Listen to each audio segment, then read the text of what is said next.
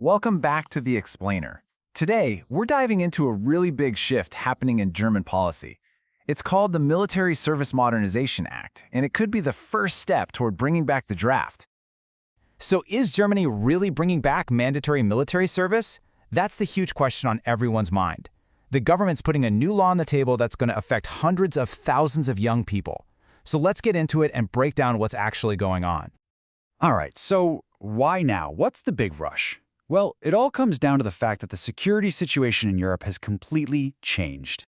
In the official legal text, it doesn't pull any punches. It points the finger directly at Russia's war against Ukraine. It says that threat has forced Germany to completely refocus its military on defending itself and its NATO allies. This timeline really tells the whole story. For more than a decade, Germany didn't have a draft. It was a thing of the past. Then, just a few years after the invasion of Ukraine, boom, the entire system is back on the table, being completely reevaluated. So what is the specific problem this new law is supposed to solve? Well, it really boils down to two things. They don't have enough people, and they don't have enough information about the people they might need. To meet its commitments to NATO, Germany has this really ambitious goal, a total defense force of 460,000 soldiers. Now that target puts a massive spotlight on the gap between the numbers they have now and where they need to be. And see, when conscription was suspended back in 2011, it wasn't just put on pause. The entire system, the registration offices, the assessment centers, all of it was basically dismantled. And this created what the government itself calls a data black hole. What a term, right? It means that in a crisis, the military would be flying blind. They wouldn't know who's available, who's fit, or even who might be willing to serve. So that's the problem. Now let's get into the solution that's in this new law. It's not just one thing, it's a whole approach built on three main pillars. And this lays it out perfectly. First, get the data and fix that black hole. Second, make volunteering a much more attractive option.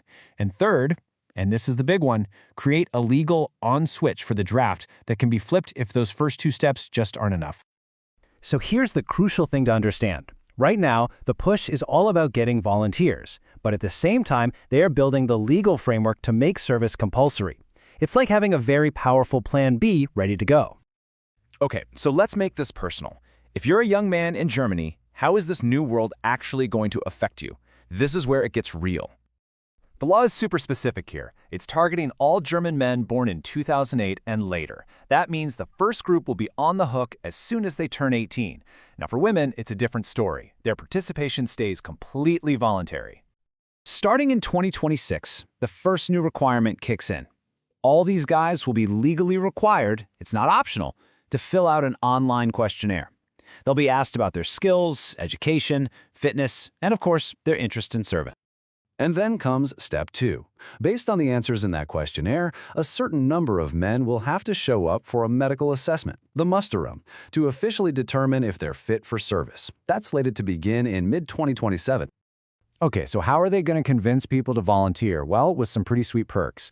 The one everyone's talking about is a big financial subsidy to help you get a driver's license. On top of that, there's better career training, better pay, and better benefits. So let's zoom out one last time and look at the really big picture. How much this is all going to cost and the ultimate strategic power this new law gives the German government. And yeah, this program is not cheap, not by a long shot. The financials show a huge and growing investment. It starts at almost €500 million in the first year and climbs fast.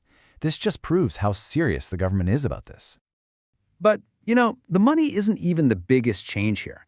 The most significant thing is the power this gives the government.